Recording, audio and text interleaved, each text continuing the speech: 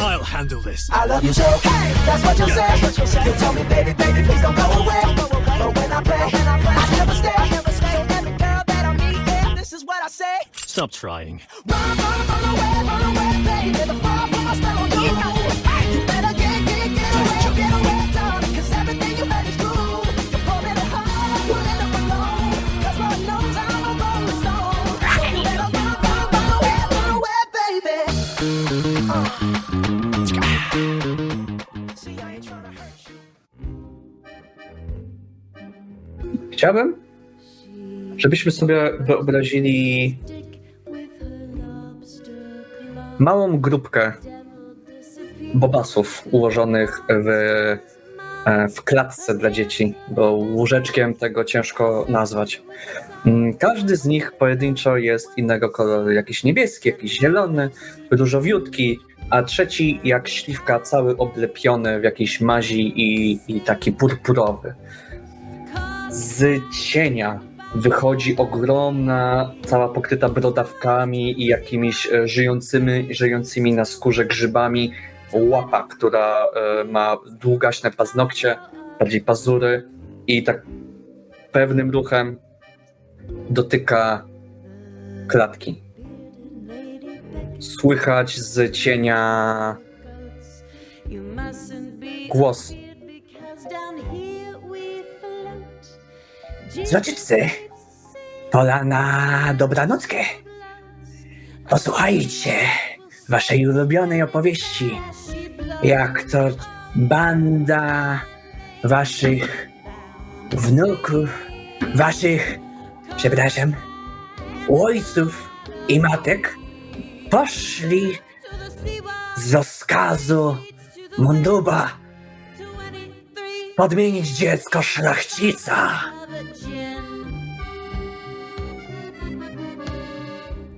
A to było tak, kiedy hrabia Ochron miał u siebie balangę. 4 śmiałków podeszła i w cieniu z cienia się wyjawiła przed posesją. Posesja była zamczyskiem gotyckim, jak się na nią patrzyło. W tle leciała błyskawica, jak się do niej podchodziło, ciemność z niej nie znikała, a jedyna czerwona kontura jej murów i ten teges, tych rzeczy, bo których nie pamiętam nazwy. Co by tam ten domek stało? I podchodziła do niego banda. Waszych ojców banda i matek. Pierwszy z nich na światło księżyca wyszedł Zyklop. Jak Zyklop wygląda, powiadacie, się pytacie. Zyklop miał długie uszy i długie pazury, takie spiczaste bardzo. I z reguły to one były takie brązowe i śmierdzące od zasłej krwi. I nie tylko zasłej. I miał jeszcze taką szramę przez oko. I ta szrama tak sprawiała, że był Zyklopem. Zanim kuśtykając, albo i nie, szedł Rawgur. Tak, kuśtykając, bo skaleczył się przy jakimś poprzednim rytuale. On ma na sobie taką przepaskę między nogami, ma kość bliżej nieokreślonego pochodzenia, wbitą do nosa i umazaną twarz jakąś krwistą cieczą.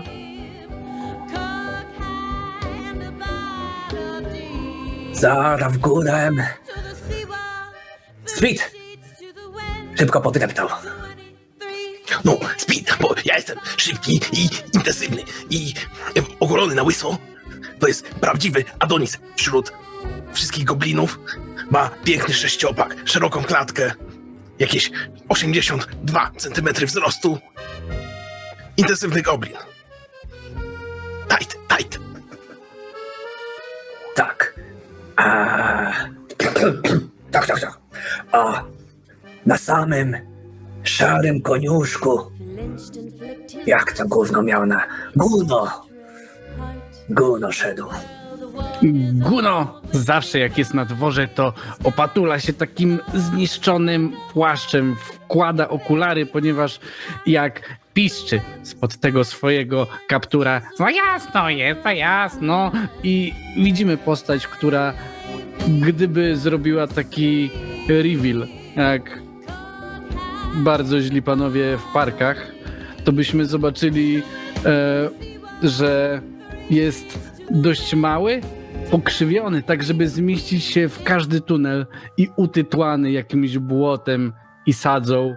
Obsydianowe okularki odbijają pewnie teraz to zamczysko, które widać na horyzoncie, jak obrócimy kamerę i zobaczymy, jak cała ekipa znika gdzieś, drepcząc w ciemności. Plotki. O plotki się pytacie, małe gówniarze. Plotki dostali, owszem. Według Mugługa, lidera rewolucji goblińczej, co by proletariat mógł godnie funkcjonować w zamczyskach i sprawować godne życie duszka i goblinego sługi w domach. Słyszeli, przekazali, że szef kuchni, z nim lepiej nie zadzierać. Oj nie. Z nim lepiej nie zadzierać. Jeszcze poproszę, muszę sobie tylko przypomnieć, kto z was trzymał małe gobliniątko, które miało być podmienione przez was, któremu się nie może nic zdarzyć. Absolutnie żadna purchawa nie może spaść z jego głowy. A macie zabrać. Myślę... To mogłem być ja. Okej. Ja myślę, że ta zielone kupsko, które trzymał Ravgur, spoglądało teraz, trzymając swój kciuk w ustach i tylko próbując by nie być za głośnym w tej ciemności. Waszym zadaniem jest znalezienie córki. Nie zabicie jej, tylko wzięcie jej żywcem i podmienienie na gobliniątko. Dzień jak co dzień w gobliczej rewolucji. Wasze oblicza, ich oblicza zobaczyły wejście. Frontowe wejście. Jest ciemno, zimno i mokro. Było, bo to było się dawno taką dobra laska. Cisza szeptała wam do ucha wraz z wiatrem i liśćmi starych drzew. Frontowe wielkie drzwi kończyły schody kierujące się w górę, a malutkie okna, mniej więcej 10 stóp nad ziemią, były do waszej dyspozycji lub nie, bo w sumie jesteście dosyć niscy. Byli niscy. Dwa ogromne gargulce patrzą na was z końcówka dachu, ale się nie ruszają. Pewnie jakieś po prostu kamienie. Frontowe drzwi. Ogromne, drewniane, z wielkim młotem do dzwonienia dla gości, ale odblokowane. Jakby lekko uchylone i czekają na wejście. Drzewa wokół tylko tworzą korytarz kierujący was do tych drzwi. I się pytacie mnie, dzieciaczki, co wasze ojce zrobiły. A bo ja wiem, spytajmy się ich. Możemy podejść do frontowych drzwi. Ludzie są wysocy i tacy brzydcy. Staniemy na ramionach, okryjemy się tym moim płaszczem, żeby nie było za jasno i podejdziemy i zagadamy. Powiemy, że nie wiem, sprzedajemy gówno. Albo inny drogocenny skarb. Czemu ciebie chcemy sprzedawać? My nie chcemy ciebie sprzedawać. Nie mnie, no te... Jak to dzieje ten ciebie? Gówno. No, Gówno. no gówno. Kto powiedział, że nie chcemy? Ja nie chcę być sprzedany. Twój problem. No dobra. Chyba, że dużo zapłacisz. To mogę być sprzedany. Nie dadzą dużo. To już trzeci. Tak czy inaczej, musimy działać szybko. I tutaj podbiegam na czworakach, tak żeby przesadzić łeb między nogi Guna i staję, gramoląc się, mając go na barana. I jaką możemy osiągnąć wysokość? Czy to jest wysokość dorosłego człowieka, czy na przykład takiego wyrośniętego 13-latka? Ja myślę, że powiedzmy, że jakbyście we trójkę na siebie nadeszli, tak naprawdę bardzo zależy od klasy. Myślę, że Guno oraz Zyklop są najniżsi z was. I wy potrzebujecie jeszcze jedną osobę do tego, żeby być wyprostowanym mężczyzną z wysokości. To ja będę plecakiem albo garbem. O, garbem będę. Dobra. O, no, Tylko czwarty. prestiżowo. Ale ktoś, kto jest najmniej szpetny, musi być u góry. Nikt z nas nie jest najmniej szpetny. No coś musi. No i wasze ojce się tak kłowili i troili i nie wiedzieli, co ze sobą począć. A drzwi jak otwarte, tak były otwarte. Ja myślę, że moja jest peleryna, to ja jestem na górze. Ale ty jesteś szpetny. To prawda, Najszybciejszy. to prawda. Ale chyba najmniej. Bo ty z tą kuścią w nosie, tamten z jednym łokiem, a ja z tą mordą, którą wykrzywiają grzyby kraka, to najgorzej. Niech mu będzie. Dobra. Musimy wejść do środka tak czy siak. No gramolcie się pod tę pelerynę. I tutaj myślę, że te gobliny uformowały takie dziwne, chwiejące się, trochę człowiekokształtne Ta coś. stopklatka, kiedy gdzieś tam ktoś się na kogoś drapuje, jeden leci w powietrzu tak rozkraczony i próbują się dochwycić i po jakimś czasie stabilizuje.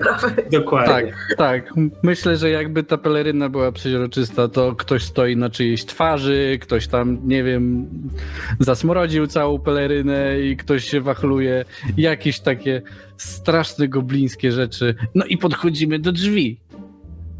Pewnie stukamy tym młotem i jeżeli nikt nie odpowiada, to takim zgrzybiałym palcem drzwi lekko będą uchylone i wejdziemy do środka, chyba że ktoś odpowie.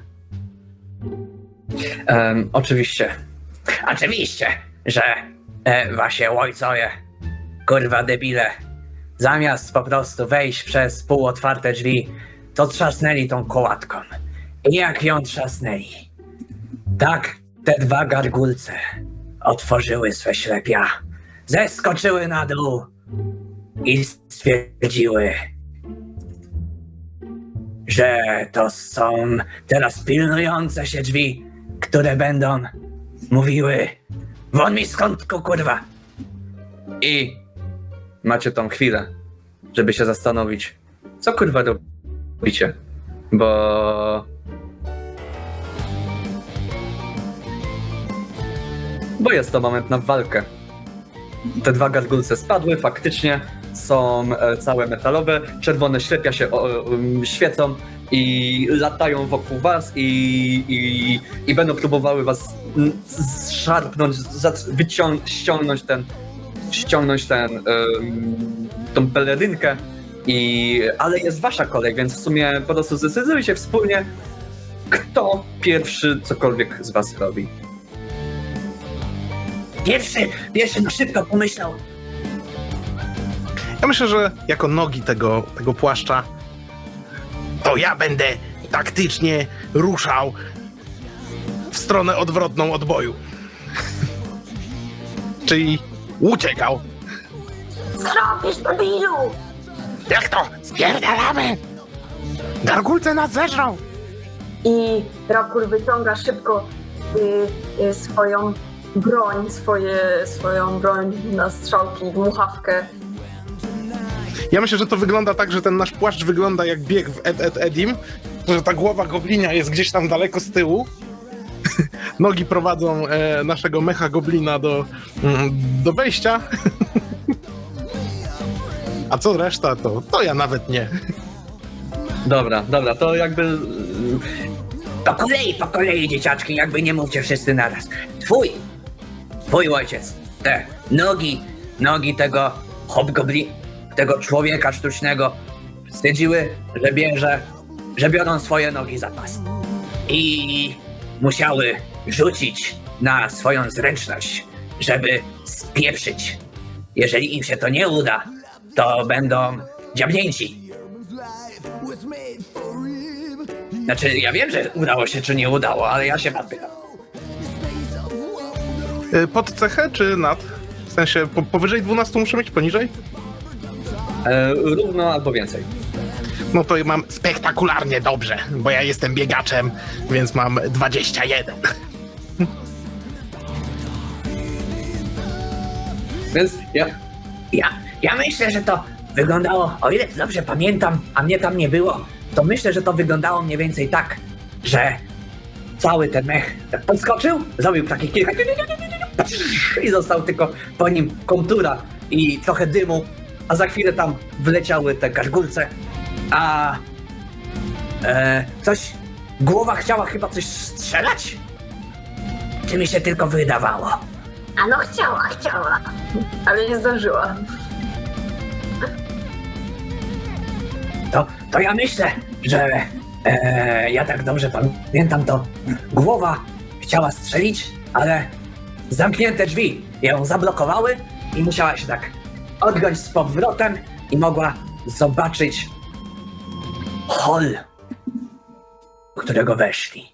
Wejście główne. Mały pokoik przywitalny.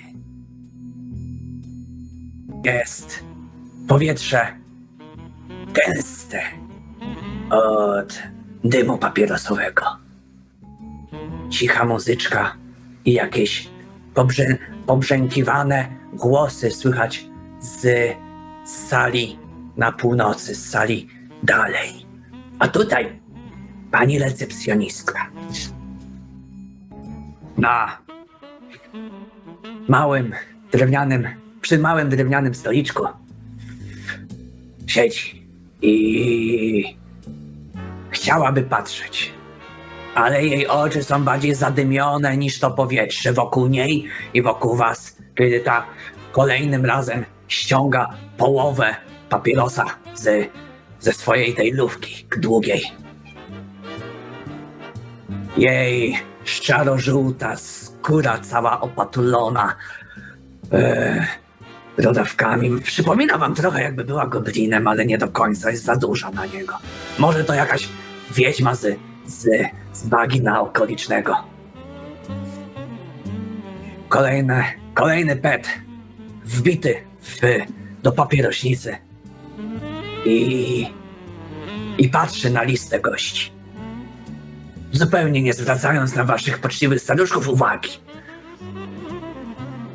Obok niej statua wysokiego męża stanu z kozią brudką i monoklem. Podpisane Lord Rainfleet Ochurwraum. Dziękuję, że przyszliście na bal. Następny. I tyle, co zdążyła powiedzieć. Po czym zabrzmiała niezręczna cisza. I co zrobili wasze ojcowie? Myślę, że to jest seria kuksańców od samego dołu, takich, żeby pobudzić głowę do mówienia. Mhm. Taka fala idąca do góry. My na bal.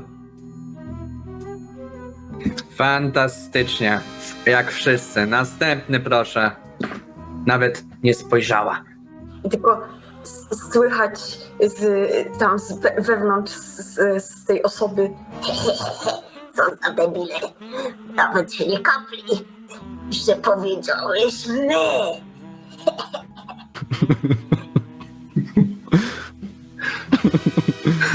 I myślę, że seria kuksańców może zjeżdżać na dół, żeby nogi się ruszyły. Tam pewnie nawet jakaś goblinia ręka przez te guziki wyszła, żeby tam uderzyć niżej i schowała się, kiedy ruszamy.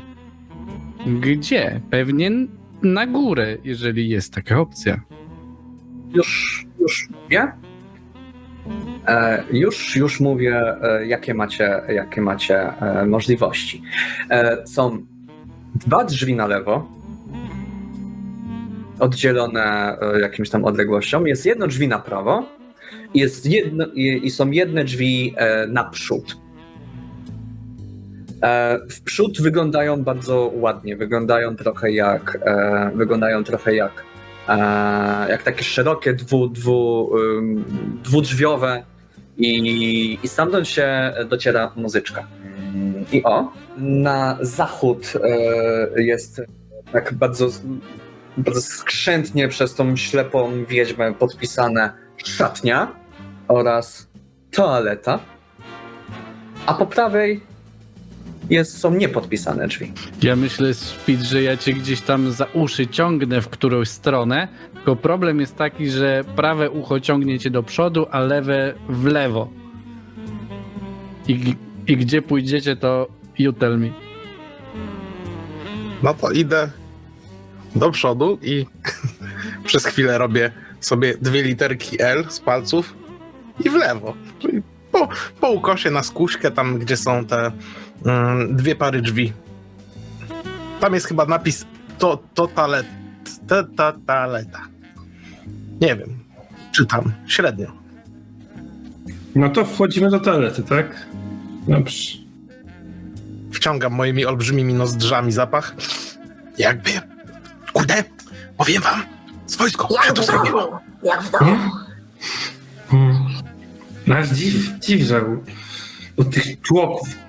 Nie wyszliśmy z budynku? Nie. Rozcielam ten płaszcz ze środka. Wasze ojcowie to jednak były kulturalne gobliny i poszli do toalety najpierw, zamiast na bal od razu. A tam malutkie, ale za to ciepłe pomieszczenie z ławką, która miała 2 dziury. Z obydwu wystrzeliwał smród co niemiara oraz chmara much. Poproszę was wszystkich o rzut na waszą wytrzymałość. Mówcie mi wynik, ponieważ tutaj mam tabelkę. Co się z wami dzieje? Ja mam 18. Jak w domu? Mi udało się wykulać 20. O, ty chyba pod silosem mieszkasz. Ja mam 7. Mhm. Za chwilkę. 9. O, to idealnie.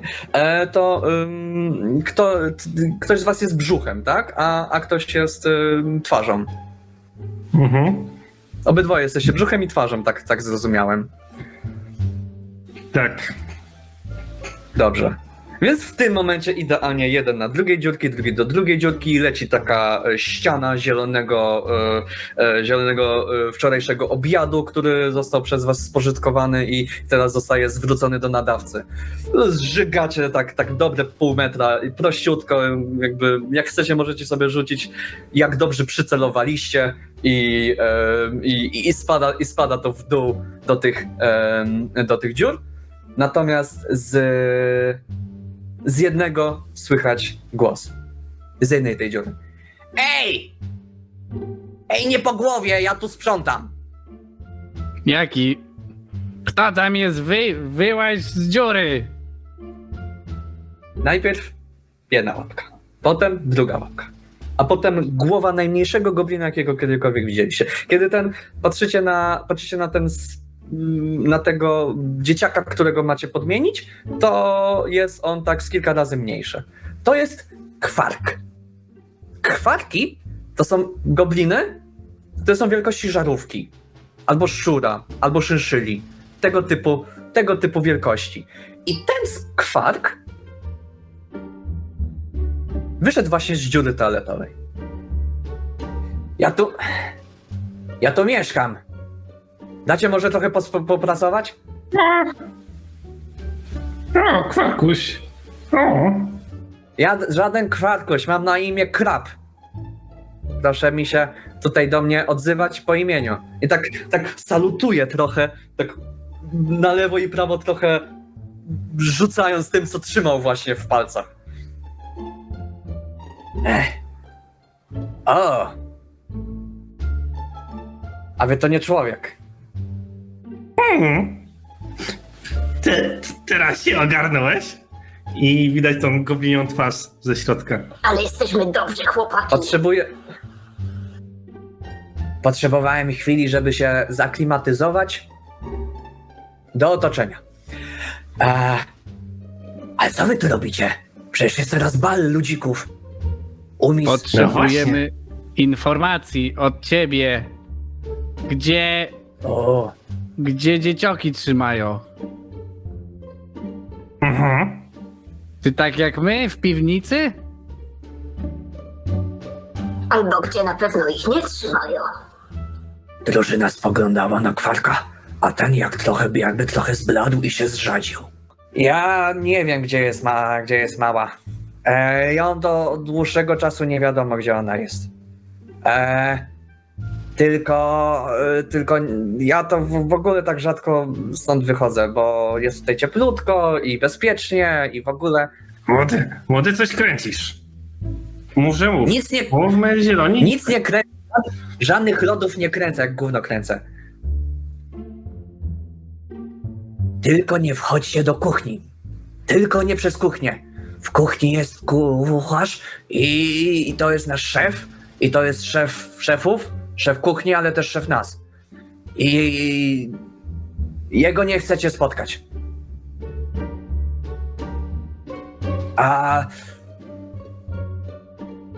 O, tu kręci totalnie. Ja mu nie ufam. Lepiej się spotkać, rozmówić z szefem szefów. Jak to jest nadszef, to on będzie wiedział. To trzeba go zabrać ze sobą, bo wszystko wypaple. Rozbiegnie się to po całej posiadłości.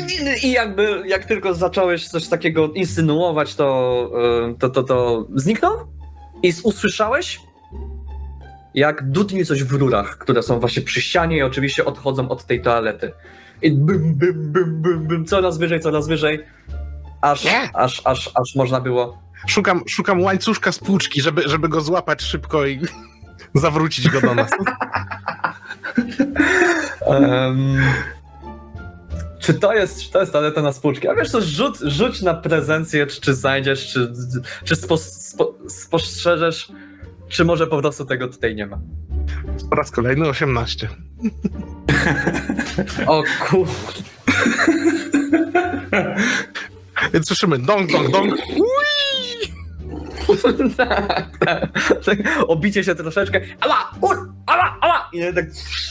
I złapanie się takimi malutkimi pazurkami, żeby o to drewienko. No dobra. A ja naprawdę mówię prawdę.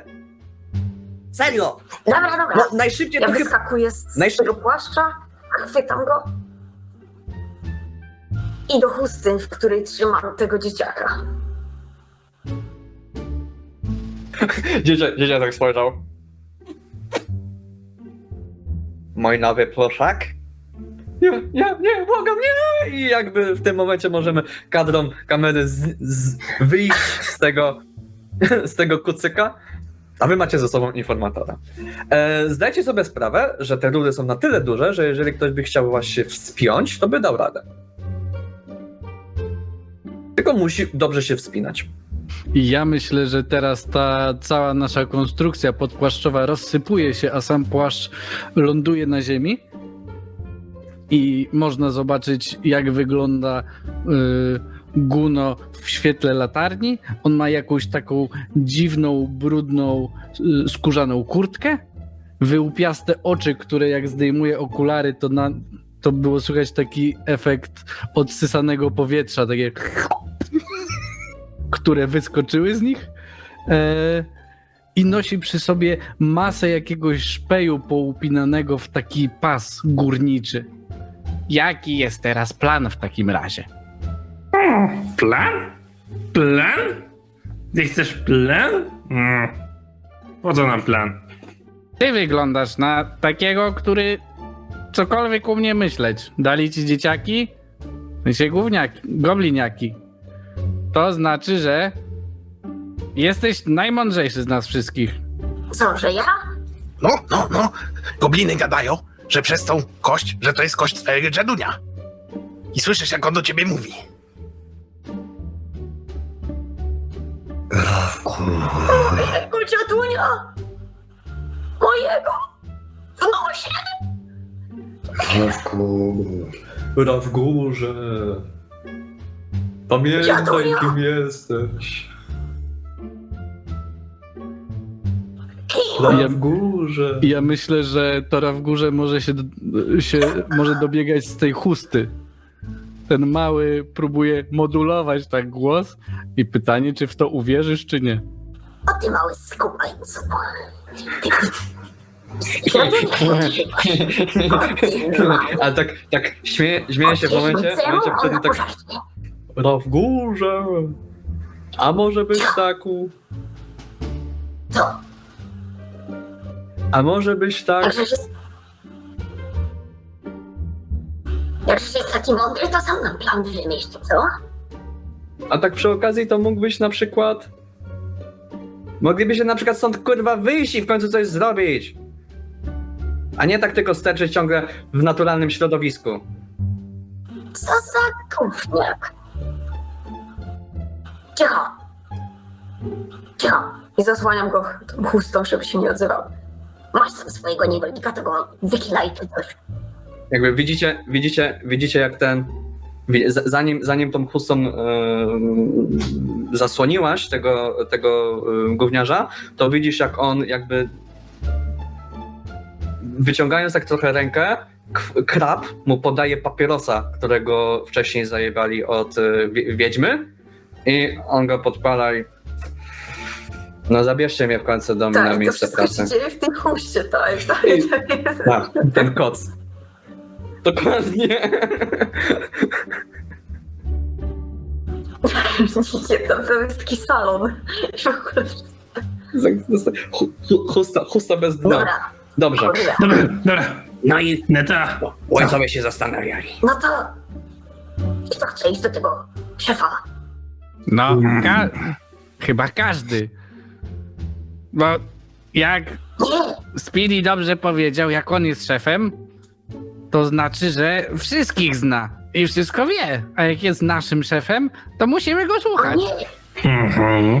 Mi zawsze powtarzali, gówno słuchaj szefa. Ale mnie się zdaje... Miałeś szefa? Nieważne. Mnie się zdaje, że nie.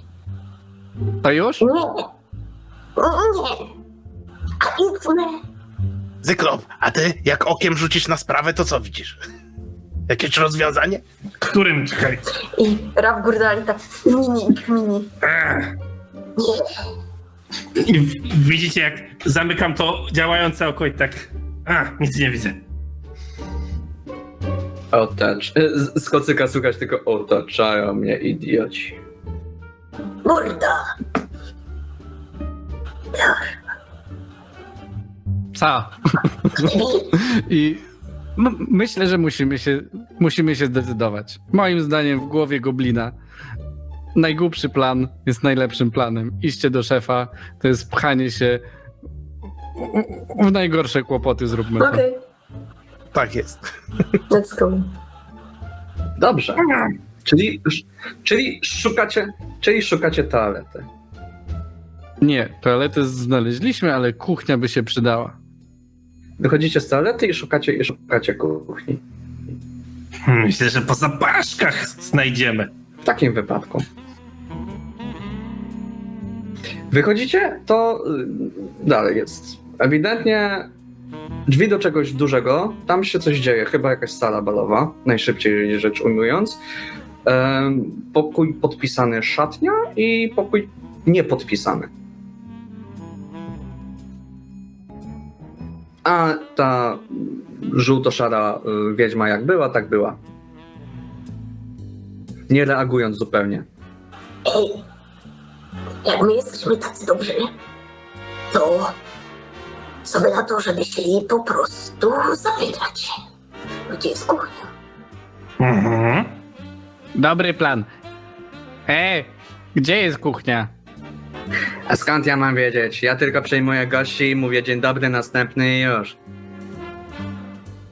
To dzień dobry i następny.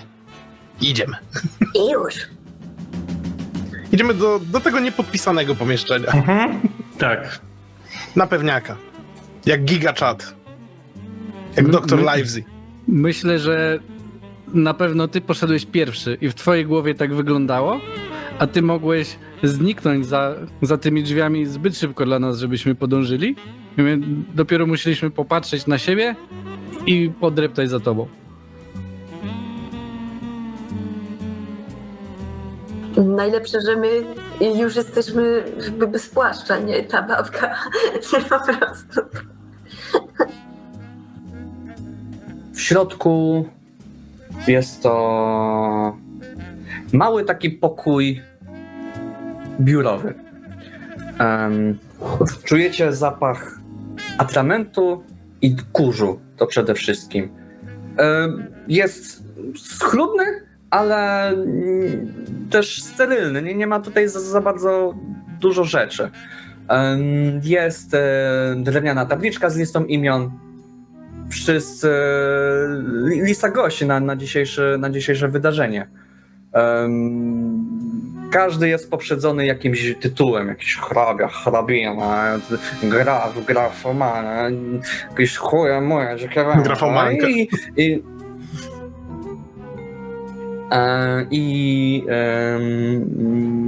I obok tego, tak myślę, że zastępując spory fragment ściany, jest biblioteczka. Jak tak szybko byście mogli sobie przejrzeć tytuły, to... No Jezus. Etykieta. Dobre jedzenie. Savoir vivre. I inne słowa, których znaczenia zupełnie nie rozumiecie. Ale jest okno na południe, skąd widać jeszcze latające te gargulce, które chyba kogoś szukają, pewnie was, oraz kontynuacja jakby tego skrzydła i drzwi, z których myślę może już docierać jakiś dźwięk, ale taki dźwięk bardziej chaotyczny, taki jak zderzające się talerze, coś się gotuje, nie, jakieś takie ruchy, kluchy i podobne brzmiące rozkazy, jakby ktoś komuś rozkazywał. Słyszeliście? Mają Kluchy, kluchy. kluchy. Kluchy! Idziemy, kluchy! Kluchy. Kluchy, ruszać się. Ja tam zawsze chętnie opierdolę coś na ciepło. Dawajcie. Kluchy, kluchy. Idziemy, kluchy. wasze ojcowie dotarli do kuchni. A w tej kuchni była atmosfera gęsta i bardzo taka, jakżebym powiedziała, napięta. Bardzo ciepło i wszystko w dymie, wszystko w parze. Dźwięki metalowych utensyli kuchennych, które się rozbrzmiewały tak jedne od drugiej, jak talerze do perkusji. Mocne, ściekające steki, cięcia, ostrzy tasaków, noży, wszyscy krojące się na pół. Piękna taka sardelka i makrela, paluszki lizać. Jakaś tam marchewka, która była wrzucana do gotującego się gara. Człowiek, który miał w tle dużą taką białą czapę, w tle coś chyba mu we włosach latało, jakieś karaluchy czy szczury, a gotował właśnie teraz, obracał chochlom makaron. Kelnerzy, którzy brali kolejne rzeczy i wyciągali na bal, oraz te biedne domowe gobliny, które tam właśnie pracowały. Całe wyłysiałe, bez purchawy na głowie, bez żadnego włosia, co tylko jedynie suche, prawie takie napęczniałe z powietrza i głodu brzuchy. Jeden coś tam kroił, trzeci mieszał, a czwarty właśnie był trzymany pomiędzy bochenem chleba a drugim bochenem chleba, trzymany wysoko w górę przez ogromnego człowieka. Taką spaśloną świnię, która go tak trzyma, ściska mu ten łeb i mówi mu coś tam do ucha. Kim jesteś? Jestem kanapką i lodą. Kim jesteś? Jestem kanapką. Kim jesteś? I tak w pewnym momencie rozplaskał głowę, rozplaskał całą tą czachę na malutkie kawalątki. Poleciało to do gara, poleciało to na podłogę. Ciało struchło, spadło pod nogi tego człowieka świnie. A ty powiedział: teraz jesteś czemu kanapką. I kładzie te dwa bocheny chleba na tackę człowiekowi, który też jest mocno odchudzony, ale po główce poklepał: pana, lecisz. Chłopaki, odwrót! I tak obracając się: Na purchawki mojej starej, toż to nie szef, to ostateczny szef. To wyzwanie dla mnie. I ja wyjmuję mojego ostatniego grzyba kraka, zgryzam go, żeby wprowadzić się w szał bojowy, chwytam oliwę, smaruję klatę, żeby wyglądać jak gladiator w gladiatorze, wyciągam mój ostry szpikulec zakończony czymś ostrym, czyli papryczką chili, i przechodzę przez tą kuchnię, smyrając tym szpikulcem wszystkie utensylia, jak ten gladiator zboże. Tyś ostateczny szef. Spójrz na mnie. Teraz to ja będę tu szefem. I chcę go oślepić tą ostrą papryczką.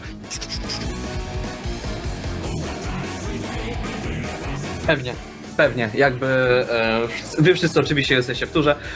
Ja muszę rzucić na parę rzeczy, ale jakby co, to albo poproszę kogoś z was. To za chwilkę. Rzuć, bo to mi brzmi jak walka, to mi brzmi na siłę.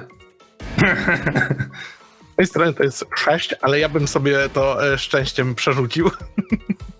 Dobrze. Dobrze, tymczasem będę potrzebował rzutu K4, ale to za chwilę, jak przerzucisz. I to jest z mojej strony 19. No, to wchodzi gładko. Ty go chciałeś oślepić, czy go chciałeś w ogóle zaatakować po prostu? Ja w ogóle, jeśli uda mi się go oślepić, to chciałbym wskoczyć na jego plecy, wyciągnąć moją szpicrutę, którą używam podczas konnych wyścigów, i po prostu przejechać na głównym kucharzu przez całą kuchnię. Jak na derby. Czy ta twoja broń zadaje jakieś obrażenia, czy po prostu ma napisane, że oślepia? Ma D4 obrażeń. Nie, przepraszam, D6. D4 ma ta szpicruta. To jasne, zadawaj obrażenia. 4 na kości. Pięknie, pięknie. I kraka chyba oznacza, że masz 2 ataki na turę, nie? Jakby... No właśnie, co robi twój grzyb? Ja sobie rzucę swoją. 2 attacks per round, but defend with DR16 for... Tak, mogę dodatkowy atak wydać. Wow! Dajesz, bo za tobą jest kolejny, który przegryza grzyby kraka. Ale mój drugi atak chybia. Ja widzę, że chciałem go jeszcze tą pałką bez papryczki, chociaż dźgnąć, on się zamachnął szmatą, ja tylko upadłem na czworaki i się ześlizgnąłem jak pingwin z blatu, na którym stałem. Jak ustaliliśmy, porażki podczas ataku to trafienia przeciwników, więc w tym momencie on cię bardziej nie szmatą, tylko łapie cię tak za fraki. Kiedy faktycznie z nim zacząłeś trochę biec tam na lewo i prawo, wgórzając, po prostu wplasowując się perfekcyjnie w chaos tej kuchni, który tam już był, ale on cię złapał i tak rzucił cię prosto w blat, na którym były noże kuchenne, tasaki i tak dalej. Wszystko na ciebie spadło. I ja rzucę... A, on ma jeszcze pancerz, to ja się tutaj upewnię. I rzucę też 6 obrażeń, a ty możesz rzucić na pancerz, jeżeli jakiś masz. I to jest 5. Czy słyszeliście, co to były za obrażenia? Bo to było 5. To robi ze mnie filet ze spita. Czy oznacza, że już Prawda. zginąłeś? Tak, dekapitacja nastąpiła. Jak pięknie, bo z tego stołu te noże nie były po prostu poukładane, tylko one były powbijane w deski i jak on cię rzucił w te noże, to po naszej stronie spadły oddzielnie ręce, oddzielnie nogi, oddzielnie główka z takim mlaskiem na podłogę. Tak. I teraz myślę, że czas na to, co mówił Ravgur. Dokładnie. Raptor, dobra. A on mówił odwrót. I to jest ten moment, kiedy ty chcesz gryźć tego grzyba i zostałeś złapany za fraki i wyciągany z kuchni. Oczywiście, jeżeli to dla ciebie jest git. I drzwi kuchni zamykają się i znowu jesteśmy w tej bibliotece po drugiej stronie.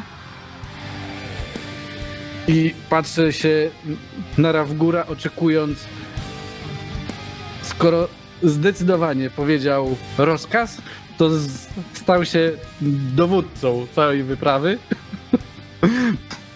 I co teraz? Kiedy zaczęła się ta walka, kiedy spadły te kawalątki waszego kompana, to na jego miejsce wyskoczyły kwarki, które tam pracowały i trzymając jeden młoteczek, drugi mały sierpik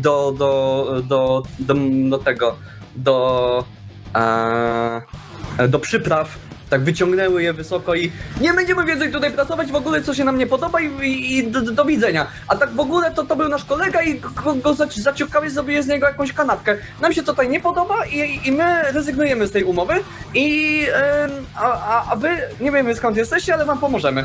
I dołączają do walki. Takim jednym chórkiem, taka czwórka, taka zgraja. Ja potrzebuję jeszcze rzucić na szybko na ludzi, którzy tam są.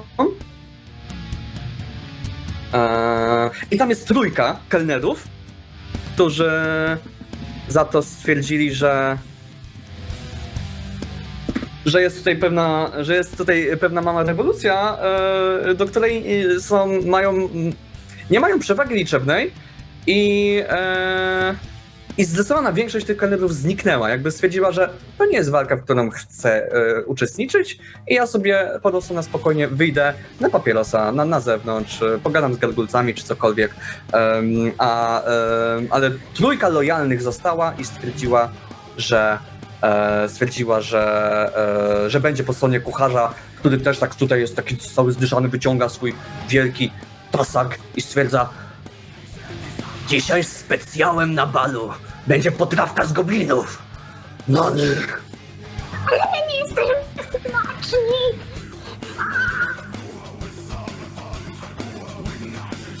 I to jest to odgryzienie tego grzyba i bieg takich dwóch tytanów na siebie. Kucharza ogromnego i tego 80-centymetrowego czy 70 goblina z kosą, taką 2-metrową kosą, którą nie wiadomo jak ukrywał. Ja mam propozycję dla Aranksa, żeby sobie wziął klasę postaci właśnie Kwarki i za chwilę będziesz mógł nimi zagrać, tą czwórką. Wiesz co, ja wyturlam sobie skonki z Kulkera, bo Kwarków nie czuję zupełnie. I No dobra, pojawię no się to po te prostu Kwarki z cienia. będą na chwilę. Okej. Co chciałeś zrobić, Cordi? Zaatakować kosą bodajże.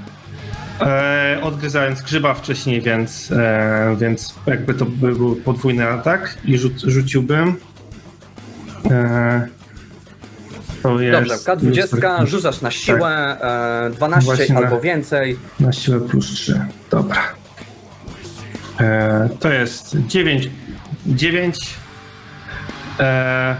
Ale ja bym chciał to ze szczęścia przerzucić jak coś. Dobrze. No i to jest 21. To nie był krytyk. Nie, 18 plus 3. Dobra, to rzucaj na obrażenia, ja sobie rzucę na obronę. 5. Piątkę minus 2 to jest 3.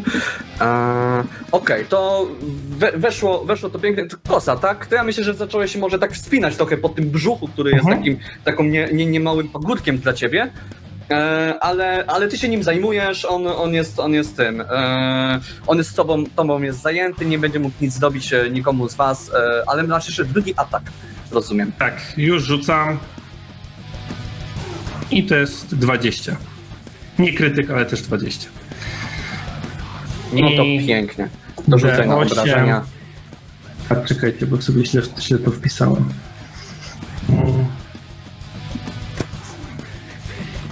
D8.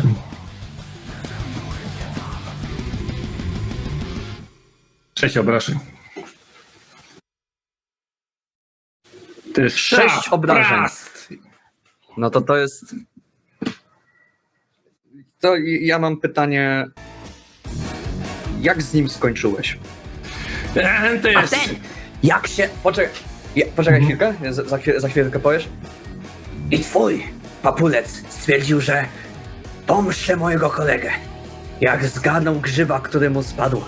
Jak go połknął. Jak mu się odpaliło. To... No mówię ci, malutki, to twój ojciec się stał czempionem wtedy. I to jest ten widok dwóch sylwetek. Jedna biegnie z jednej strony, druga z drugiej. Malutki goblinik, duży kucharz.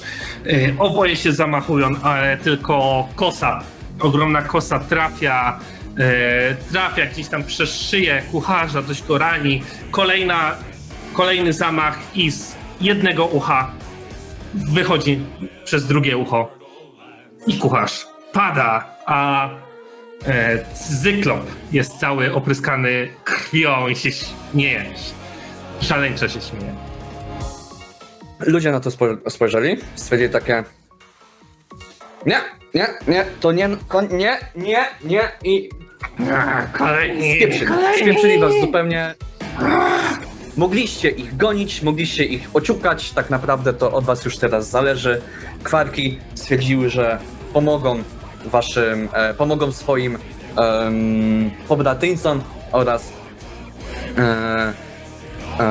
bohaterom. To ja się na pewno na tych ludzi rzuciłem. W szale bojowym. Okej, powiedzmy, że jest to tak poza kadrem kamery, tam się leje się tak w bluzgach tak krwią, że od czasu do czasu coś wlatuje w naszą stronę, a wy we trójkę możecie przez chwilkę porozmawiać z tą ekipą. Wiemy, gdzie hrabia trzyma swoją sekretną pieczarę. Tam, jak wrócicie do lobby, tam jest szafa. Za szafą jest przejście, bo tam my czasami sprzątamy. i tam są sekrety hrabiego. Tymczasem dziękujemy. Ja myślę, że z któregoś okapu pod sufitem nagle spada coś. Spada, ląduje na czworakach, podnosi się. Widać goblina, który jest ubrany w coś na styl fraka, ale wykonanego po prostu z poszywanych szmat. Dziękujemy za tą wspaniałą informację. Jak mnie mam A ten to co? dostawcy młodego, Tak. doskonale. Zostałem tu wysłany przez starszą wioski, żeby wspomóc was w tych wysiłkach. To jesteś teraz szefem. Zatem plan jest prosty. Musimy na odwrót zrobić niż większość tych szlachciców. My musimy wejść do szafy. Poczujcie w sobie wasz wewnętrzny płaszcz, Po co? a stamtąd przebijemy się do sekretnej pieczary. Ja mogę kopać. Znam się na kopaniu. Wykopałem już masę tuneli. Jak jest tam jakiś skarb, to ja go wykopię. Wykopali mnie też z domu, jak byłem mały. Dlatego się znam. Doskonale. Ekspert od kopania. Ekspert od ubijania kucharzy. I ekspert od... Ja umiem zrobić tak, żebyś na przykład nie miał nosa, bo umiem magię. To się przydaje. Jeszcze nie wiem jak, ale tak umiem. Tylko tyle umiem i umiem się zamienić w człowieka. Ale nigdy nie próbowałem. W takim razie, towarzysze, czyńcie swoją misję, a my upewnimy się, że te wredne człeki będą dalej spożytkowały rzeczy z kuchni, tylko tym razem będzie to wieprzowina. I się zabierają za ćwiartowanie szefa kuchni, zostawiając was w spokoju. A my kierujemy się do szafy. Dobrze. Szafa? Jak to szafa? I to jest, myślę, że odrzucenie jeszcze jakiegoś kawałka miecha z któregoś z człowieków, otrzepanie rąk. No dobra. O, dobra, to idziemy. I ty się kieruje z grupą do szafy. Oczywiście. Tak. Szafa. Otwieracie ją. Baba dalej na was nie zwraca uwagi. W szafie faktycznie płaszcze i kurtki bardzo dobrej jakości. Wszystko wygląda bogato. Bardzo bogato. Jest gęsto, jest jak jakieś krzaki, jakbyście próbowali faktycznie próbować się gdzieś przekopać.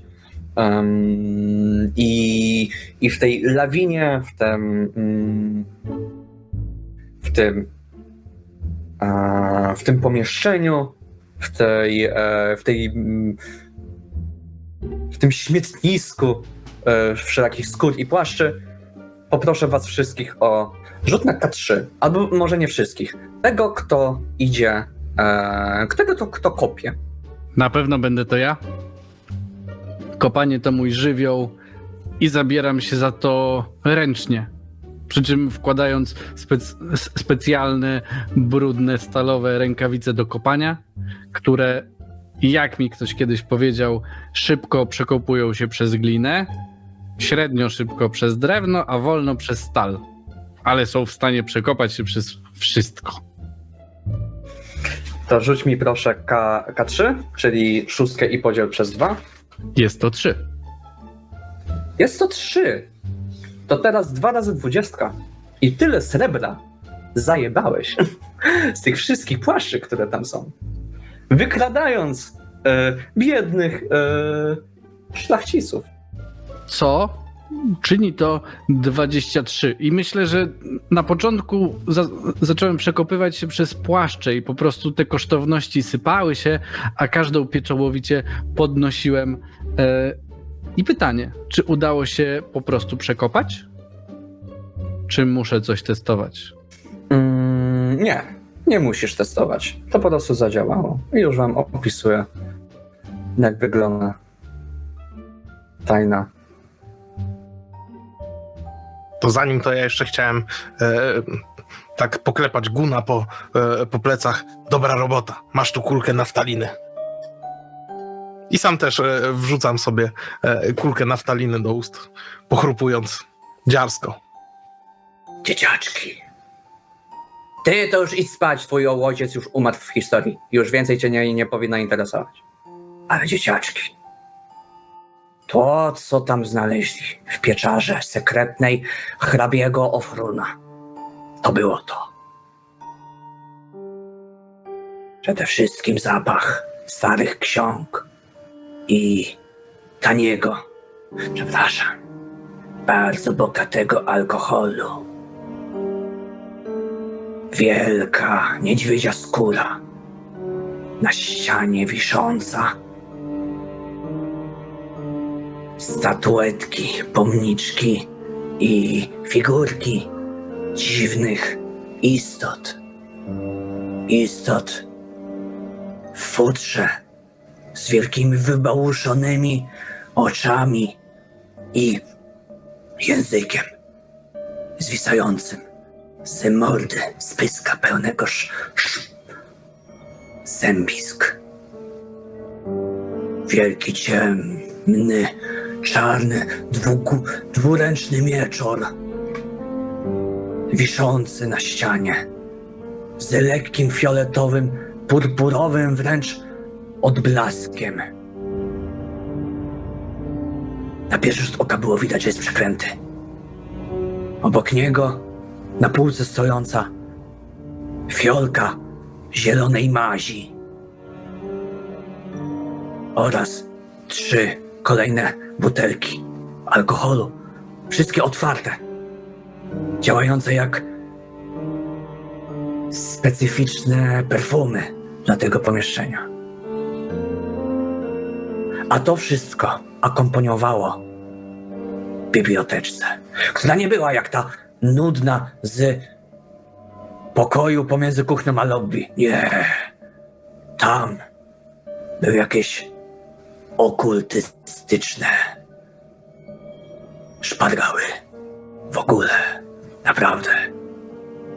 Nie mam epitetów, dzieciaczki, żeby to dobrze opisać. Ale to było dziwne, straszne. Zobaczcie, towarzysze.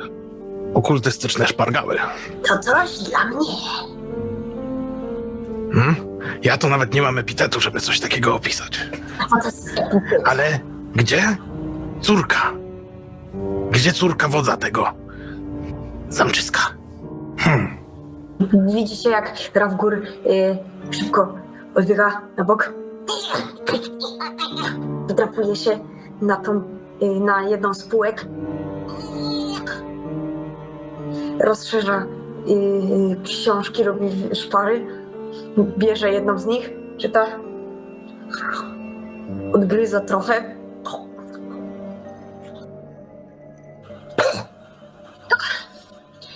Kawał wiedzy. Tom, którego Rawgor, twój tatulek, wziął do ręki. To był tom,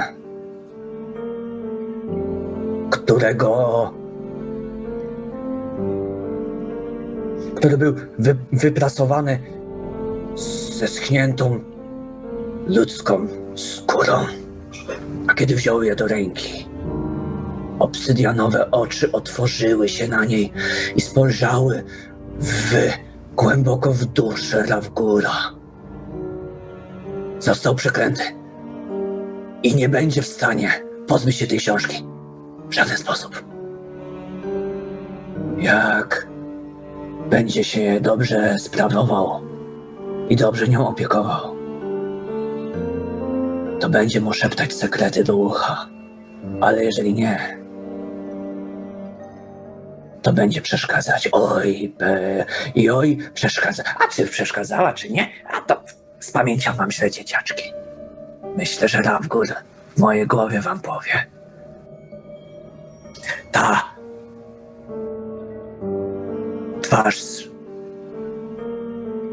wypowiedziała słowo. Rawgurze. Rawgurze. Nie jestem twoim dziadziuniem, ale mogę mówić Co? jako on. Co? To znowu ten mały? Kurwa. Ach. Książka. Ona się uśmiecha, widzisz, jak się uśmiecha, to widać stronę tytułową. A tak naprawdę rozbryzganą plamę atramentu, która zasłania autora i tytuł z pierwszej kartki, którą odsłania ta oprawa, która się rusza z ludzkiej skóry. Co za diabelstwo? Wyrzucam ją. Zrzucam ją z tej wysokości tej półki, na której stoję. Ona jakby spada w dół faktycznie prosto pod nogi jednego z was. Ej, tak się teraz będziesz obchodzić z nową własnością? Ja mogę być przydatny, ale mogę też być wkurwiający. Jeszcze raz tak zrobisz, to zaalarmuję wszystkich strażników w posiadłości. A tego byś kurde nie chciał, co? Więc Rawgurze, daj mi chociaż troszeczkę się pobawić. Rawgur, jak? Dobra ta literatura?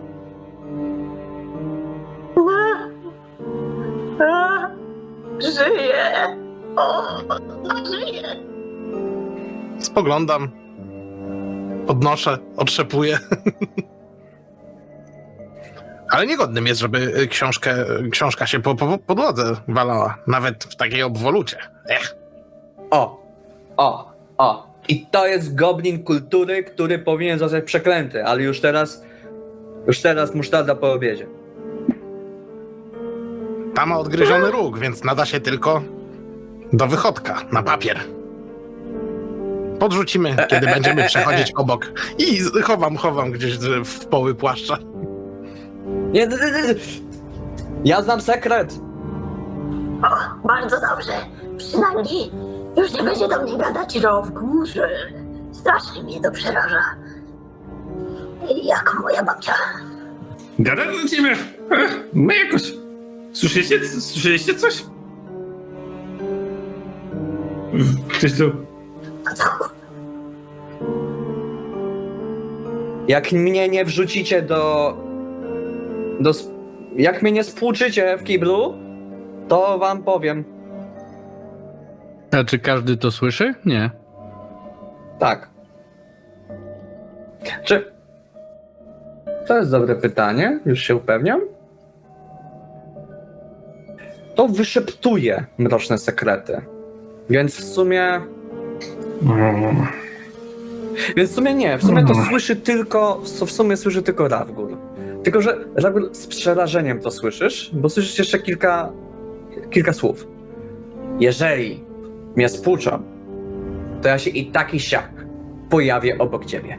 Jesteśmy złączeni. Nie pozbędziesz się mnie tak łatwo. A będę wrzodem na dupie.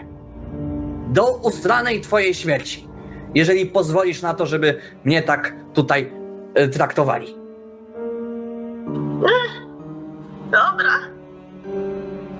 Zabieram tę książkę, wrzucam ją do tej chusty razem z tym dzieckiem. Zabijam.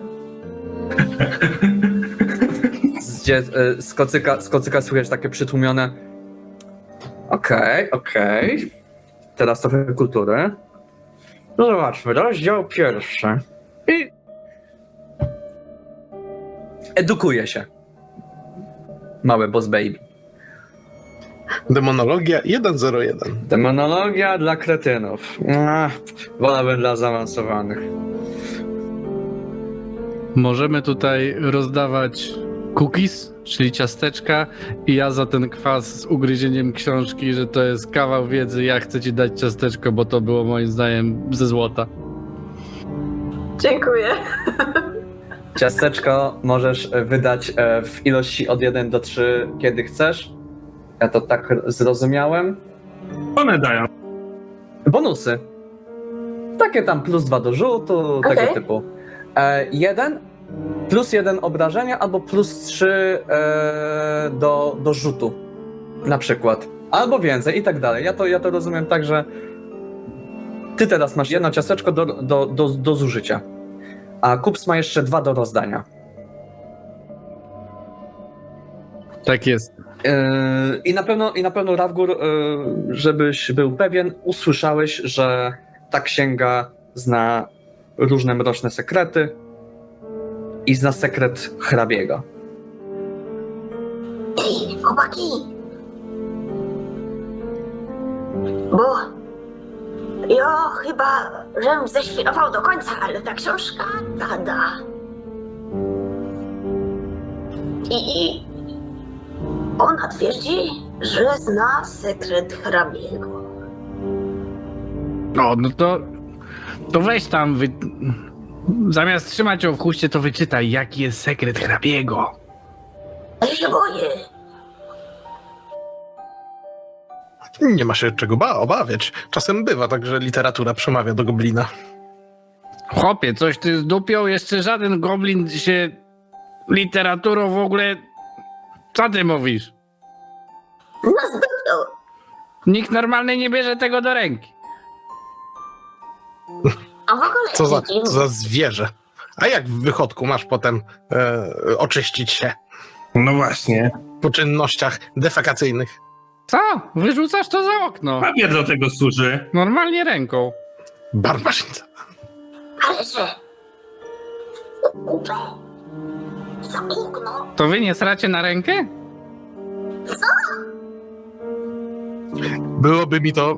Byłoby mi to wyjątkowo nie na rękę. Jestem bardzo ciekawa, co na to młody. Co na to młody z chusty. Jestem bardzo ciekawa. Młody zapewne myśli, że jest to niezręczna sytuacja. I dopóki nie odbędzie się tutaj jakaś wymiana typu ręka rękę myje, to ja mu ręki nie podam.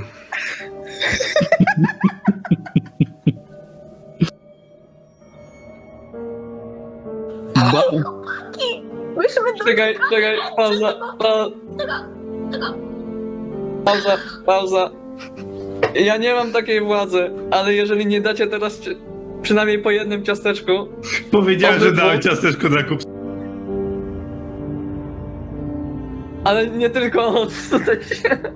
Nie, moim zdaniem Aranx też ładnie podchwycił i poleciał.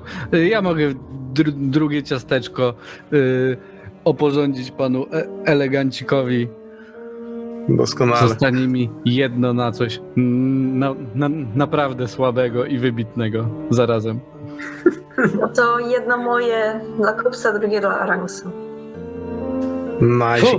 Przypomnieliście sobie o tym i nagle... Tak, trzeba rozdać. Tak, Dobrze. zacznijmy. Wow, okej. Dobrze, lećmy z tą niezręczną sytuacją. Bo zwietrzeje. Co gada ta książka?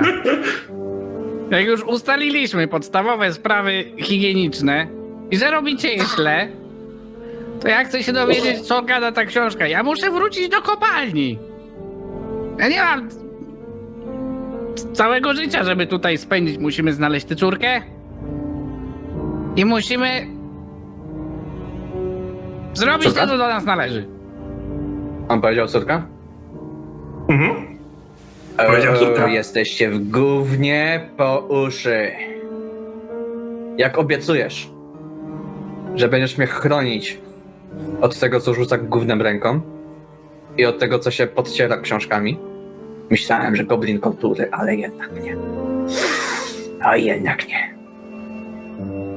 To ci powiem na ucho. Co się stało?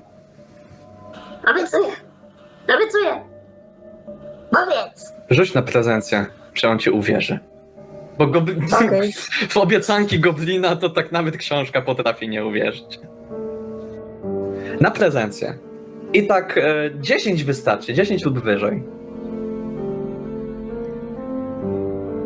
No to ja mam 17. Pięknie. ale przyłóż mnie do ucha. Przykładam. Hrabia podpisał pakt. A ceną była córka.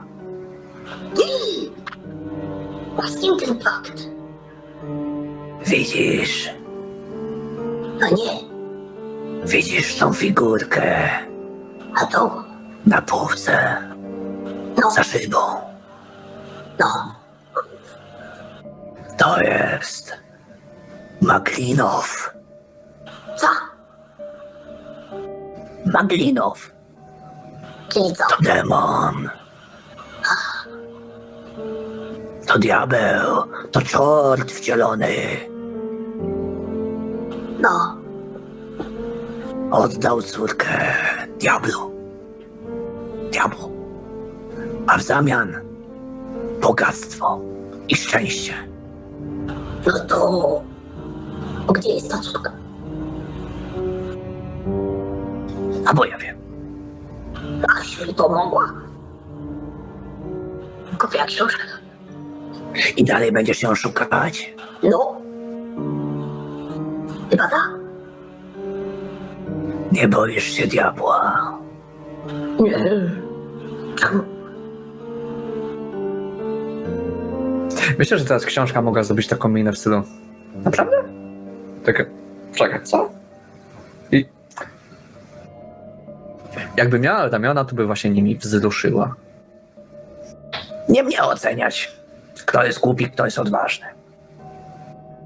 W takim razie, jak wyreperujesz ten mój kącik, który ugryzłeś, to ci powiem więcej.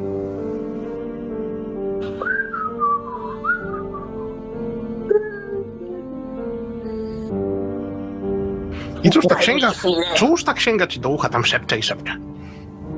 Czekajcie, momencik. Rawgur się obraca.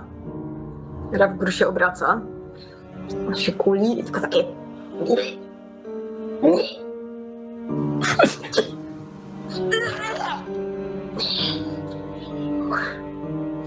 Dobra, Tylko nie klej tego na ślinę, bo nie zadziała. oczywiście, że nie. Na pajęczynę, ślinę i chleb. Chciał kulać. Wyciąga z tej chusty chleb, pajęczynek zbiera. Dobra,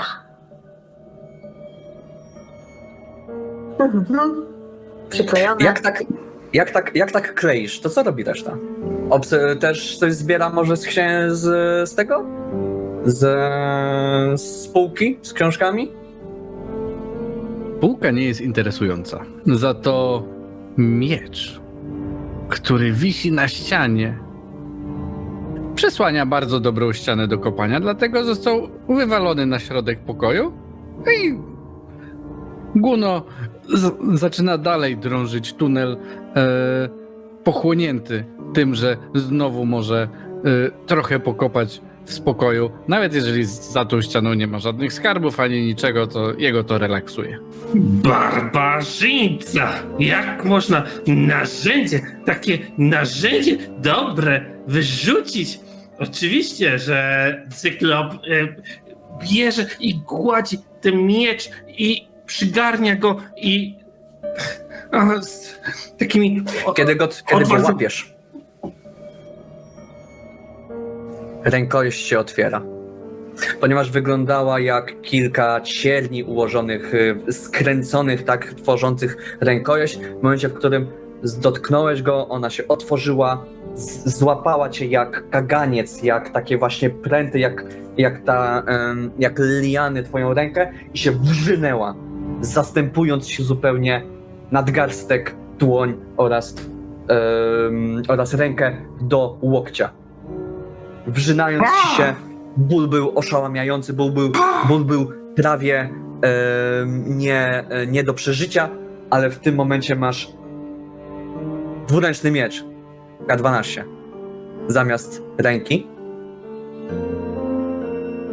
I powoli widzisz, jak ci to pulsuje i się wrzyna coraz głębiej, ale już wolniej. I tak twój taturek policzył swoje dni na palcach jednej ręki, bo tylko ta mu została. Nie było tego dużo, ale przynajmniej miał miecz. Uczciwa oferta. Czy oprócz tej figury, o której wspomniał ten grymuar, jest tu coś jeszcze takiego przykuwającego oko? Tak. Fiolka zielonej mazi. Doskonale. Bo ja podchodzę do tej fiolki, przez chwilę powiedziałem za plecy: Zyklop, możesz dać pomocną dłoń? Myślę, że wtedy usłyszałem tutaj całość tego procesu. Jestem. I widzisz, taki machniecie mieczem przed nos. Tym, proszę.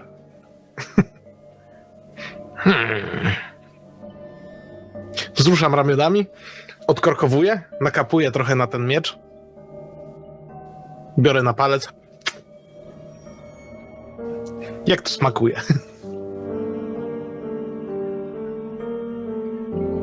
Smakuje to jak sukces. Już ci muszę tylko znaleźć, albo że ty będziesz szybszy.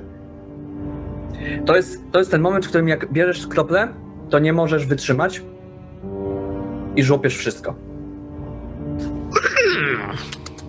I rzuć na mutację. To jest przepyszne, to jest taka, wiesz, takie cierpkość prosto z południa Francji. Owiec z północnej Anglii. Po prostu cudowne. Exquisite. Bellissimo. Rzuć na mutację. Mój wynik to 7. Papla! Papla. Twój język zaczyna się wydłużać, wystawać i nie możesz poprawnie zamknąć swojego aparatu gębowego i co ci ślina na język przyniesie, to mówisz. Jakby nie jesteś w stanie sekretów utrzymać. Zacząłeś być gadułą. Wow. To wspaniały smak. Ale muszę wam powiedzieć, że czasem, kiedy jestem sam w domu, uderzam głową w ścianę w ramach tęsknoty za moją ojczyzną. I po cholerę nam to mówisz. W sumie to sam nie wiem. Ale bardzo zawsze podobała mi się twoja kość. Jest w niej pewien taki erotyzm. Ej, chłopaki, już się go boję. Sam bym się siebie bał. Ja się chwytam za ten język tak... Zamilcz właśnie. Kopiesz. Próbujesz się przekopać przez ścianę. Tam nic nie ma. Tam jak się jakby tak przekopujesz, najpierw warstwa tynku, potem... najpierw tapeta, potem tynk, potem coś tam. Tam nic nie ma. Niestety. Brzmisz jak ktoś, kto jest zupełnie nieobeznany w górnictwie i kopaniu. Skręcając tunel o 90 stopni w prawo, podnosząc go delikatnie do góry, możemy przekopać się do tego samego holu, z którego przyszliśmy, ale droga jest dużo lepsza, bo ciasna i można się pobrudzić. Nie, przepraszam. Jeżeli w takim razie przekopałeś się skręcając 90 stopni w prawo, to w takim razie przedostałeś się do tarasu, do miejsca, gdzie was nie było. Idealnie. Zaskoczony powiewem świeżego powietrza, rozkopuję wyjście do końca, a potem wracam po was, chwytając praktycznie bez słowa tymi szponiastymi pazurami za rękę któregoś z was. Myślę, że to może być ręka miecz i wciągam do tunelu, żeby przenieść całą akcję dalej.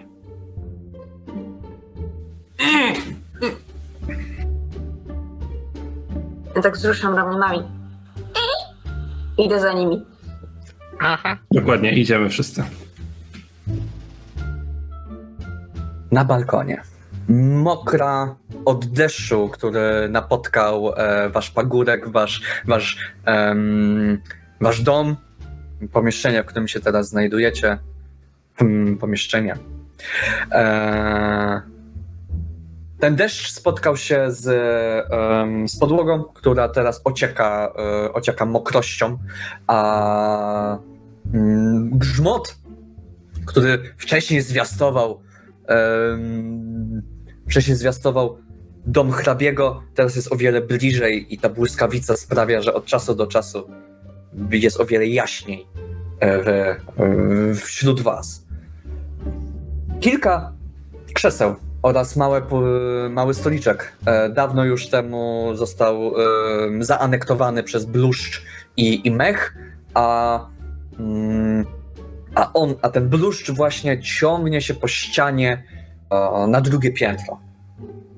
Tak naprawdę pierwsze piętro, bo wy jesteście dalej na parterze. Za drzwi, które są troszeczkę dalej, bo to jest taki długi i wąski taras, albo bardziej w drugą stronę można byłoby powiedzieć, że jest króciutki, ale bardzo szeroki. Są drzwi, z których dociera muzyka oraz jakieś rozmowy. To chyba jest też ta sala balowa, którą wcześniej... I tak te wasze tatulki w końcu wyszły z sekretnej pieczari hrabiego. Z nową wiedzą i nową ręką. Patrzą na bluszcz. Patrzyli na bluszcz. Patrzyli na drzwi do sali balowej, pełnych luzików i człeków. I nie wiedzieli, co ze sobą począć. Ej, chłopaki. Bo ja nie wiem czemu, ale odczuwam nieodpartą potrzebę, żeby wspiąć się po bluszczu. Co wy na to? No idziemy. Inaczej to masz specjalność, więc... No dobrze, no to jazda, chłopaki. Nie. Ty nie. Ty odetniesz ten bluszcz. Jak tylko go dotkniesz, ty stoisz na dole i patrzysz, jak nam idzie. Psuję zabaw. Potem cię wciągniemy, mówię, odpinając od pasa taki haczyk wspinaczkowy z liną, zaczepiając ci hak za pas, a tobie dając Rawgorze linę, żebyś mógł wciągnąć tam linę, żebyśmy potem mogli wciągnąć goblinę. Tak, z grubsza, spoko. To teraz, kompanii, spójrzcie jak to się robi. Ja biorę Rawgora pod pachę i zaczynam się wspinać. On ma jakieś dziwne plany wobec mnie. Okej. To w takim razie, kiedy się wspinacie, popełnię tutaj pewien imperatyw fabularny i kiedy jesteś już Panie Sir, kiedy z Rawgorem się wspiąłeś na samą górę i to kilka tych kamyczków malutkich, kawałków jednak ściany, ona spadła w dół i zrobiła mały rozgarniarz, kilka takich pojedynczych pyk, spadło i usłyszeliście za tych drzwi takie a to co było? I się odwraca, one się otwierają i wychodzi człowiek w pancerzu, w takiej dziwnym hełmiku, z bronią przy pasie i to jest strażnik. I ten strażnik jak tak patrzy, to widzi wespniętego prawie na samą górę Sir, Rawgora oraz pośrodku Guna i na samym dole Zyklopa, który właśnie się przymierzał do tego, żeby zacząć wycinać ten bluszcz. wielkim fioletowo błyszczącym przeklętym mieczem. A tu przepraszam, coś się odhrabia? Cicho! Ej, do mnie szybko, tutaj są... Cicho! Ale robisz cicho... Podkładając No. mu miecz pod twarz. I ja bez namysłu, w ogóle nie myśląc, co się dzieje, śpiewam piosenkę. Śpiewam piosenkę pod nosem. Tą, która jest w stanie zamienić mnie w człowieka. To próbuj! Rzut na prezencję i proszę bardzo, śpiewaj. Dobrze. Od siebie, Cordy, poproszę rzut na prezencję, czy zastraszysz typa, bo jeżeli nie, Jasne. to on wyciągnie swój krótki miecz i cię zaatakuje. Na szczęście prezencja. Bo z goblinami trzeba krótko. Na szczęście on jest cały czerwony. A czerwień to bardzo wyjściowy kolor. Od krwi, ale jednak czerwony. Ja mam 11. Ha! Bo ja mam 1.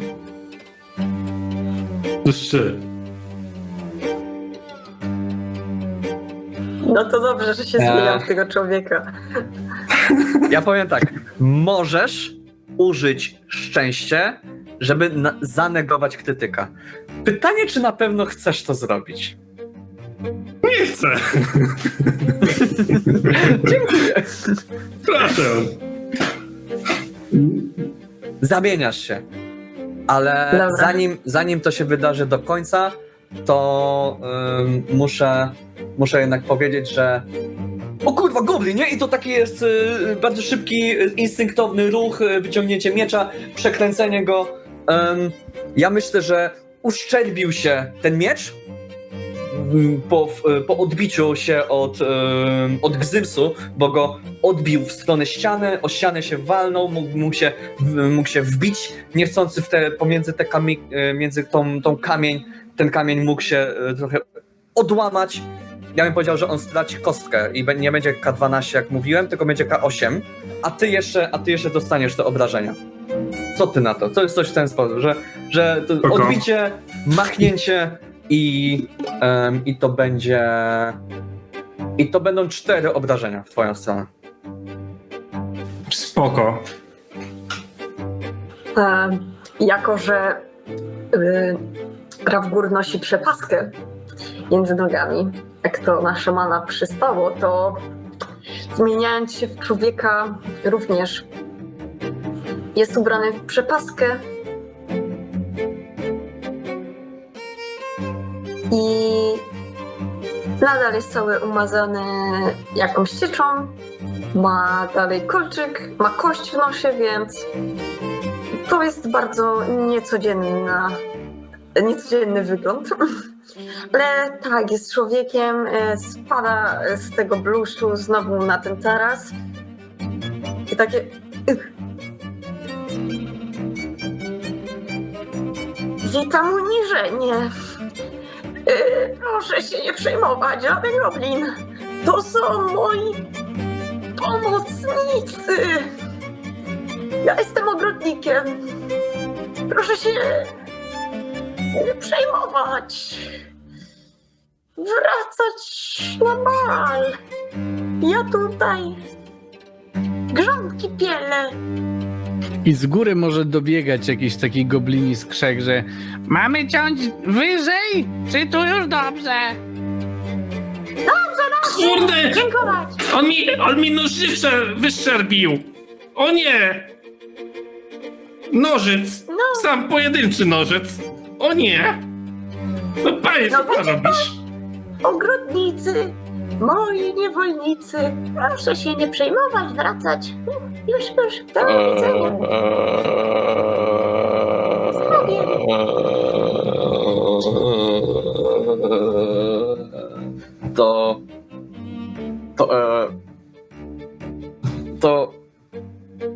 To tam trochę zostało. I tak palcem pokazał ten stolik i krzesła, które są tak uwalone tym bluszczem, że ciężko zauważyć, że to faktycznie były kiedyś meble. Faktycznie. I faktycznie, ale faktycznie to działa. To działa, on taki jest mocno zdezorientowany, ale zamyka za sobą drzwi i tak odwracając się możemy zobaczyć jak kamera na niego patrzy. On ściąga hełm troszeczkę małą ścierką, małą taką chusteczką ociera sobie czoło i dziwniejsze rzeczy widziałem, które hrabia zatrudniał, nie będę oceniał. Płaci mi, to nie będę oceniał. I schodzi tymi czerwonymi schodami, ubranymi w czerwony dywan, schodzi na dół. A wy jesteście bezpieczni. Uff. Dobra, można wchodzić. Albo wciągać. I zaczynam wciągać tą linę, do której przywiązany jest Zyklop, żeby wtargać go na... Dobra, ale co teraz? Co ze mną? No?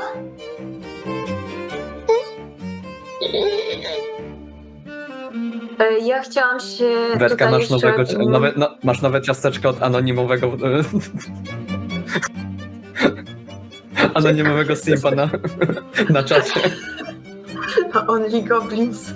Dobra, ja chciałam tylko jeszcze dodać, że tutaj ja mogę być z tym człowiekiem na te 3 godzin, więc... To rzuć sobie. I arbitralnie powiemy, kiedy ta ilość godzin minie. Okej, 2 godziny. 2 godziny. No to za jakiś czas albo za... jak będzie krytyk, to stwierdzimy, że czas minął, czy coś takiego. W sensie porażka. Dobra. Dobrze. Wspinacie się na górę. Rozumiem. Ej, chłopaki, bo ja się teraz muszę jakoś zachować. Co teraz? Co ja mam zrobić? Ale ja myślę, że może być ci No, się bo ogólnie teraz łatwiej jestem wspinać. tak 2 razy większy niż wy i to w sumie tak... To prawda. Ale tym niech się martwią gobliny z przyszłości. Ale mnie widać. Rzucam się w oczy. W tym momencie, jak się wspinacie, to możecie, jak się wspinacie, to jesteście w stanie się wspiąć do okienka, które jest nie od strony dziedzińca, tylko jest bardziej do środka, czyli tak jakbyście byli nad balem, nad salą balową. I to jest duże pomieszczenie. Zza tego okna widzicie, że to jest tam jakieś wielkie łóżko z baldachimem, ale to jest jedyne miejsce, do którego możecie wskoczyć po tej wspinaczce. Albo na dach, ale na dach to tak mech. Mhm.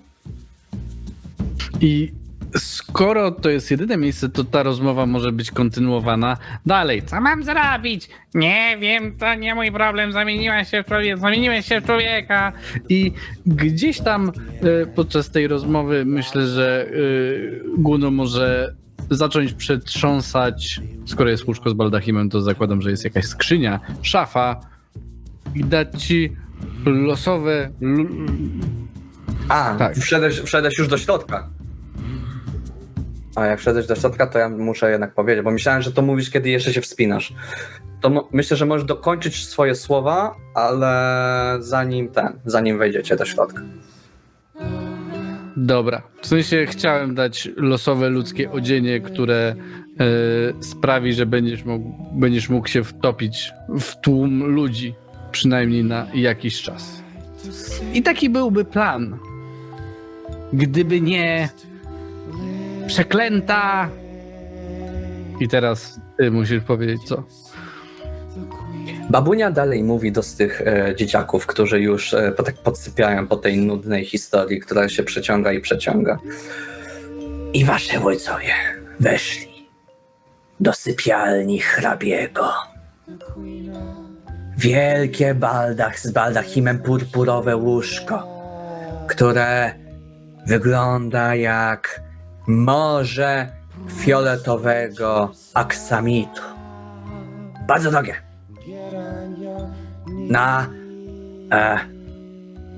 Na stadionie bym za to dostała dobry worek srebra. Dostałabym, gdybym miała. No, też tak. Obok niego wielka drewniana skrzynia. Na kłódkę zamknięta była.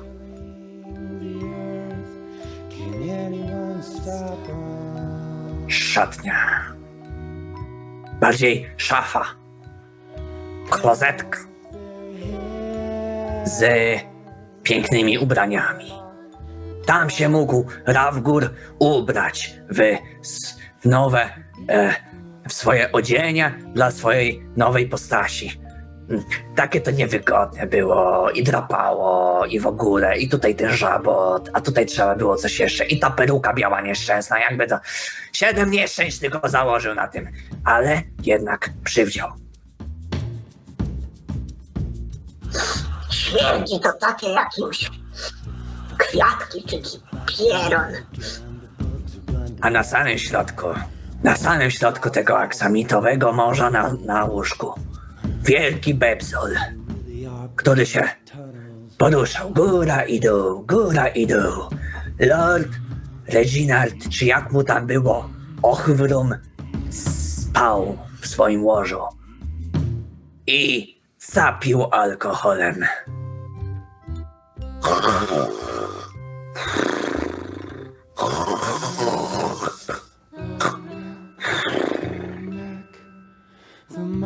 Srebrny monok, rapier i kozia brudka. 3 rzeczy, z którymi się nigdy nie rozstawał, nawet jak szedł zapijaczony w kinnę. No dobra, jeszcze parę rzeczy było, bo było. Coś w jego chyba kieszeni. Pobrzękiwało, kiedy tak się obracał na lewo i prawo. Pobrzękiwało jak nie, jak klucze.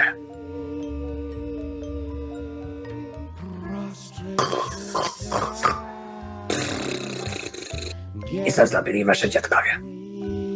Niech no się zastanowią. Wyjście z sypialni jest jedno. I nie mówię oczywiście, że nie mówię o oknie, mówię o drzwiach. Są jeszcze 2 drzwi na południe.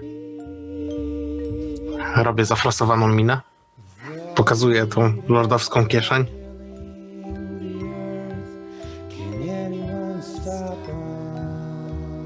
I to jest kiwnięcie głową porozumiewawczo, kiedy twoje palce wskazują na ciebie i na lordowską kieszeń. Jestem bardzo ciekawy, co tam znajdziesz. No to ja wtrapuję się na to wyro i równo z chrapnięciami zbliżam dłoń do kieszeni, zbliżam i chcę delikatnie wyciągnąć zawartość. Rzucaj na zręczność. Czy ty masz jakieś bonusy do takiej kradzieży, czy coś w tym stylu? Nie. Natomiast moim wynikiem... A nie, momencik, bo ja mam bonus, ale... Do testów, które zawierają skradanie się, skakanie lub lądowanie po upadku. Czyli razem Ja bym podciągnął do skradania. Czyli razem ze wszystkimi bonusami mam 17. A, to bezbłędnie, po cichutku, niesłyszalnie wyciągnąłeś pęk kluczy? Myślę, że jest ich tam kilka, ale myślę, że takie 3 przykuły twoją uwagę. Masz 3 klucze. Nie są oczywiście podpisane. Pokazuję kompanom, żeby przyłożyć ucho do południowych drzwi. Myślę, że podłapuję to i przykładam. Słyszę coś? Dobrze, ale południowych jest 2 drzwi. No to pierwsze. Pierwsze z brzegu. Dobrze. Jak przykładasz ucho, słyszysz taki bardzo powolny, ledwo co słyszalny, ale jednak przyłożyłeś ucho, więc usłyszałeś pozytywkę z dobranocką. Kołysanką. I pokazuje to, próbuję pokazać tak, z tym Kołysankę. mieczem jedną ręką tą kołysankę. Jak widzę, jak Zyklop pokazuje mieczem taki ruch, to ja robię. I po tym przeszkadzającym geście kładę dłoń na klamce i delikatnie chcę otworzyć. Te, które on sprawdzał, tak? To jest z których dobiega dźwięk tej pozytywki. Kiedy otwieracie te drzwi, Kiedy otworzyli te drzwi, pozytywka zabrzmiała trochę głośniej, śpiewając, grając kołysankę, która nie brzmiała pozytywnie. Nie brzmiała jak coś, co miało dziecko doprowadzić do snu, tylko bardziej sprowadzić na niego koszmary. Troszeczkę lepiej niż jak ja wam śpiewam do snu, ale myślę, że liga podobna. Mięciutki dywanik na podłodze. Mięciutki dywanik na podłodze. Łóżeczko dla dziecka. Mnóstwo, ale to mnóstwo lalek wszelakiej wielkości. Wszystkie zrobione z przepięknej, bogato zdobionej porcelany. Jedna z nich posiadała klucz na swojej szyi. Koń na biegunach. Stary, drewniany. Jakby był metalowy, to na pewno zardzewiałby. Kiedy przechodzicie obok niego, zaczyna samemu kiwać się. Przód i tył, przód i tył, przód i tył. A na biurku, przy krześle, list. Z piórem i atramentem obok, jakby świeżo napisany. Łóżko jest puste. Dziecka tu nie ma. O nie! O nie! Jego tu nie ma. Tak, odzywam się, kiedy tylko drzwi się zaczaskują. O nie!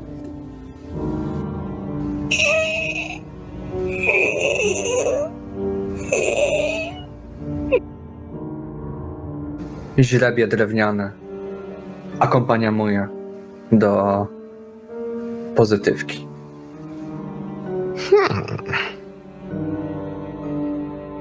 Się pochylam nad tym listem, żeby spróbować dowiedzieć się. Myślę, że dam ci go do przeczytania po prostu. Moja najdroższa córko. Ja głęboko przepraszam za ból, który spowodowałem. Jak tylko stanę się bogaty i wystarczająco potężny, odwrócę biznes z nim. I będę mógł uwolnić cię z tego strychu. Myślę, że zrozumiesz. Twoja matka nie zrozumiała. I musiałem zawrzeć z nią układ. Prawdopodobnie dla jej dobra. Ty i ja będziemy żyć nasze życia, opływając w bogactwa i srebro. Ty to zrozumiesz. I pokochasz mnie znowu.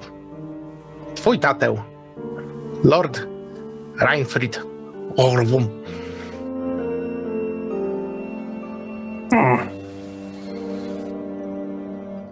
Dobry człowiek. Też by tak zrobił. A wy nie? Dobry człowiek. Prawie jak my. Ha? Że swoją starą byś sprzedał? Jaką starą? Jaką starą? Młodą. Nie starą. Jak stara? To już niepotrzebna. Co w tym złego? Idziemy na strych. Na górę, tam. Ja mam pytanie jeszcze, bo nie za bardzo wiem, jakie jest moje położenie. tym momencie. Ja chyba nie za bardzo mogę z wami teraz się gdzieś wybrać. Czemu? To zależy pewnie od Entera, ale w mojej głowie wspięłaś się razem z nami. Jesteś w tej komnacie z baldachimem A, i nawet oczywiście, byłaś, nawet się przebrałaś No i... tak, właśnie wiem, ale przebrałeś chodzi mi na- o to, że W lordowskich No, ubraniach któż cię zatrzyma? nie to tak. Dobra, to można to wykorzystać na naszą korzyść w takim razie. Das the plan. Ja myślę, że słyszysz szept. Taki pochodzący z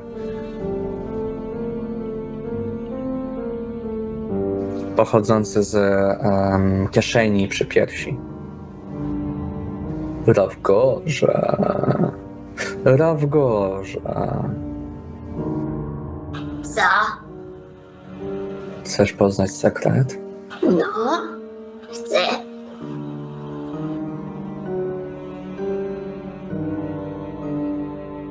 To weź ten srebrny klucz. Ten? Tak. No, I idziesz, podnosisz ten klucz. A kiedy go podnosisz, powolutku, ściągając go z wokół szyi, z szyi porcelanowej lalki, kiedy go podnosisz powoli w górę, to czujesz